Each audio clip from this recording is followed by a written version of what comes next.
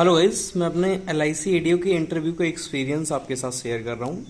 मेरा था 16 मई को, अभी हाल ही में हुआ था। तो उसमें क्या क्या क्वेश्चंस पूछे गए मैं उसके बारे में एक एक करके आपको बता देता हूँ। फर्स्ट वहाँ पर सबसे पहले मैंने इंटर किया, तो फिर विश किया, उन सबको ग्रीटिंग्स किया। उसके बाद फर्स्ट जो क्वेश्चन था वो अपने बारे में था। मतलब नाम पूछा, फिर बैकग्राउंड क्या है, पापा क्या करते हैं, भाई बहन कितने हैं और क्या क्या कौन मतलब भाई आपके क्या क्या करते हैं। ठीक है। सेकेंड क्वेश्चन, इतना तो इंटरव्यू हो गया। उसके बाद सेकेंड मेंबर को ट्रांसफ़र कर दिया जाता है। तो सेकेंड पर्सन जो पूछते हैं वो IMF के बारे में पूछते हैं कि IMF का फुल फॉर्म क्या है, इसके चेयरमैन कौन है। ठीक है। उसके बाद सेम उन्हीं उन्हीं पैनल मेंबर से आता है कैपिटल मार्केट और मनी मार्केट के इंस्ट्रूमेंट बताइए, कुछ मतलब एग्जांपल बताइए कैपिटल मार्केट और मनी मार्केट के। फिर एक और क्वेश्चन आता है, क्या पूछा आपने एमकॉम किया है तो एमकॉम क्या फाइनल अकाउंट जो होता है क्या वो मिसमैच भी हो सकता है। तो जनरली मैंने अपना आंसर दिया। और फिर जो नेक्स्ट क्वेश्चन था वो एक और मेंबर ने पूछा कि एसेस्ड लायबिलिटी और एसेस्ड कैपिटल में डिफरेंस क्या होता है। जनरली ये क्वेश्चन मैंने बताया, बट मुझे लग रहा है कि मुझे पता नहीं था, तो मैंने लास्ट में सॉरी बोला कि सर सॉरी मैं रिकॉल नहीं कर पा रहा हूँ। और फिर लास्ट में एक और मेंबर ने पूछा कि क्या आज आपने न्यूज़पेपर देखी है आज की। तो मैंने तो जनरली मना कर दिया कि सर सॉरी सर मैं देख नहीं पाया, क्योंकि थोड़ा सा मुझे गोंडा से आना था, तो इसलिए मुझे टाइम बीच में नहीं मिल पाया।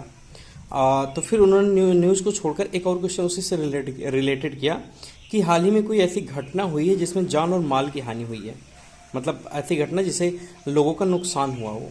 तो मुझे लग रहा है उन्होंने ट्रेन हादसे के बारे में पूछा है, तो मैंने वो बताया और साथ ही साथ मणिपुर की घटना को बताया, रेसलर प्रोटेस्ट बताया। इसके अलावा ये सब पूछा। फिर उन्होंने एक सवाल किया कि एक्चुअली मैंने BCom किया है, फिर DLED किया है, फिर MCom किया है। तो उन्होंने कहा कि आप जब टीचिंग फील्ड में थे तो फिर आपने पहले टीचिंग को चुना, फिर अपने पुराने करियर पर आ गए, तो ऐसा क्यों। फिर मैंने इसका भी आंसर बताया जो मुझे समझ में आया।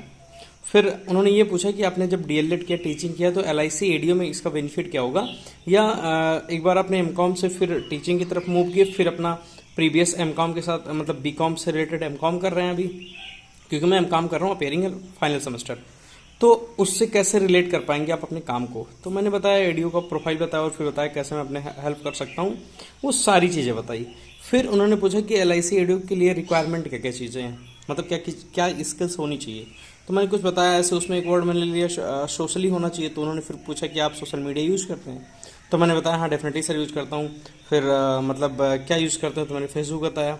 उसके बाद उन्होंने पूछा कि यूट्यूब चैनल भी आपका है, तो मैंने कहा नहीं सर ऐसा यूट्यूब चैनल फिलहाल तो अभी कोई ऐसा नहीं है, बट जनरली मैं वीडियो डाला करता हूँ।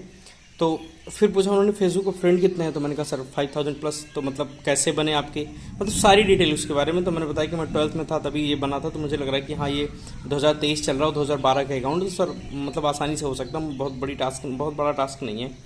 उसके बाद उन्होंने पूछा कि एक और मेंबर ने पूछा कि इंश्योरेंस क्या होता है। ठीक, मैंने इसका आंसर दिया।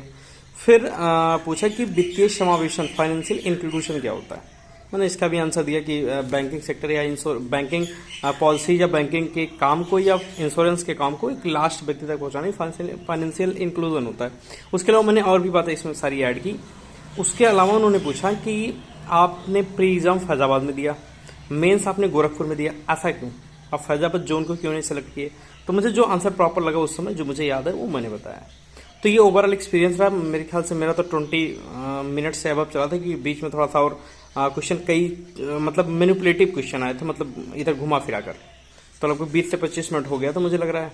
और मेरा 16 को था गोरखपुर में LIC के हेड ऑफिस मंडल कार्यालय पर, और शिफ्ट था मेरा सेकंड शिफ्ट। 1 बजे रिपोर्टिंग थी।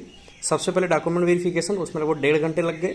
और मेरा मतलब मैं लकी था कि मेरा 3rd ही नंबर पर था, तो मतलब जैसे ही इंटरव्यू शुरू हुआ 2-2:30 बजे के आसपास, मेरा 3 साढ़े 3 बजे तक या 4 बजे तक खत्म हो गया था। तो ये पूरा एक्सपीरियंस रहा। आई होप आपको समझ में आएगा। Thank you guys.